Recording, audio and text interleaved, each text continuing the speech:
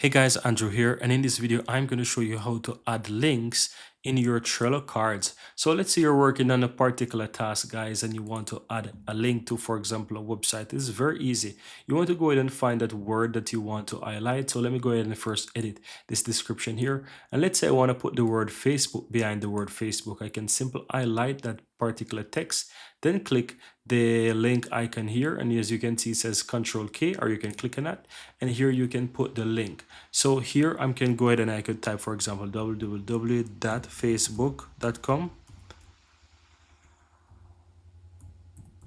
and that's it. Then once I go ahead and click on insert, you can see that it now puts it in blue and there's a link behind it. So if I close this and now I want to go to facebook.com, I hover over that, I click on it, and you can see that it takes me right over to the Facebook website.